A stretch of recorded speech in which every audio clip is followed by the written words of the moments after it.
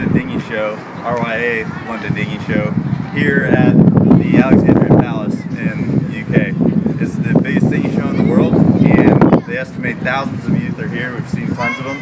So we're going to go inside and show you some of our favorite stuff.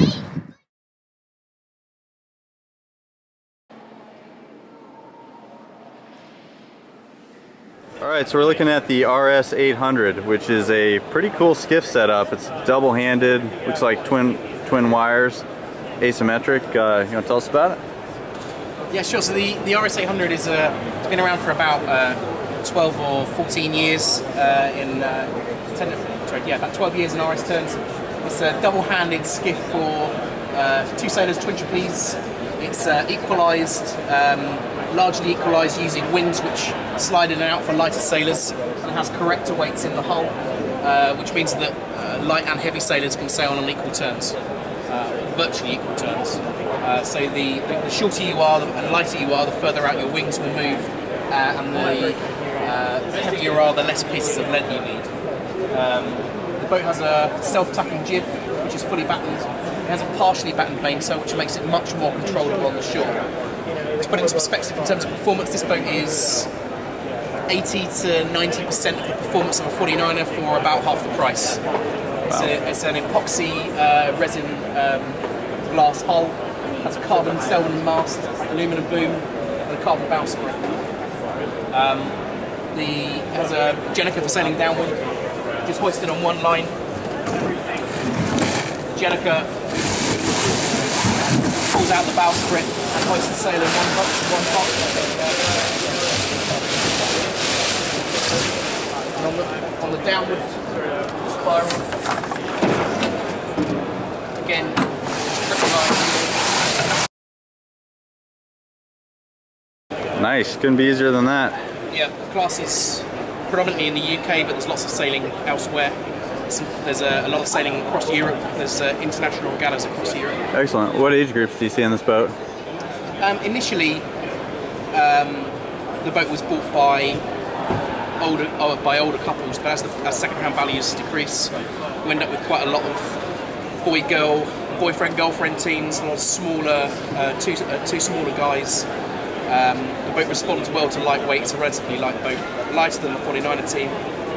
But the sheet loads are very, very low. The jib you see here is run on 3-to-1. The sheet loads are light enough for a small girl to be to use. So it is a boat that you can sail with a girlfriend or a partner, and really put the pace in.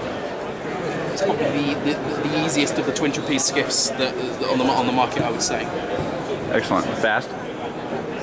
Yeah, in RS terms, it's one of the fastest boats, and it is the fastest boat in the range. So yeah, it's not 49er speed by any stretch, but it's most of the performance of a 9er without with significantly less difficulty. Excellent.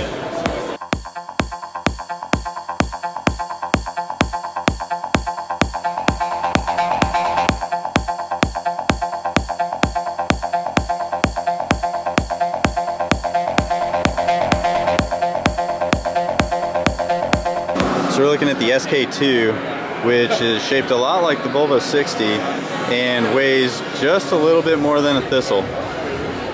So this is the 18-foot canting keel SK2.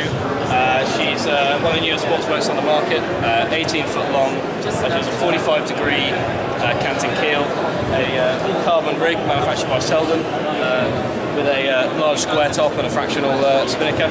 She planes both upwind and downwind. Big kite. Yeah, really big kite. I think our peak speed so far is 23 knots downwind, wow. With a peak upwind speed of 8 knots, which you never really see for a boat under 40 feet. So I'm very, very happy with our upwind performance. Very few boats under 40 feet that's got a canting keel. It's been around for years, but we're the first guys to implement it. We've just got a fairly standard furling jib here with 3 battens. Really big kite chute here with a roller on the front just to assist with the drops, and a self-tacking jib. As you come back to the rig area, we've got a single spreader rig with a nav and a cullion. Just in front of the keel, we've got a centerboard. When you cant the keel, your lateral resistance decreases, and so the centerboard provides you with extra resistance. Makes sense. The boat going sideways. And then as we go on the main feature of the boat, it's probably the most different to an otherwise fairly conventional skiff setup. We have a canting keel here that's hoisted on a block and tackle.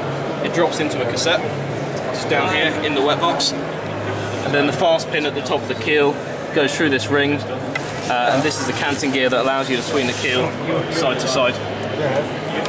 Back here are the controls. We have two flip-flop locks, one for the port pulley, one for the starboard pulley, and then you just swing the keel head. You bring the keel head to leeward side and the bulb out to windward, and that gives you a significant amount more power with a 70 kilo bulb and a 1.2 minute fin.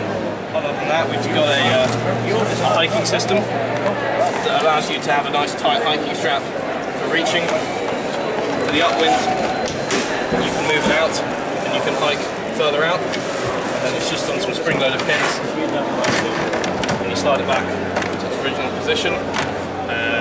But otherwise it's a fairly conventional boat. We try to minimise the amount of control so people can focus on the sailing and the speed. We've got a kicker and a cunning with led back to here to be easily accessible for the crew, and otherwise it's your regular kite sheet. The jib sheet exits up front here, and you've got a main sheet that's led back to the helm area there. Other than that, it's fairly conventional and really, really quick. Awesome. So, other than the canting keel, self-tacking jib, full carbon rig, open transom, very conventional, huh? Yeah, apart from everything about it. Cool. It's a regular boat. Neat boat, neat boat. So where can people find more out about this boat? So if you go to www.sk2sailing.com, we've got a website with some videos from a 100-kilometer race we did last year. And otherwise there's contact details on there, all about the boat and the pricing. It's actually one of the few sports boats on the market that's available with a finance option, and it's also one of the cheapest sports boats around in the UK at the moment. Wonderful. So, thanks, Pierce.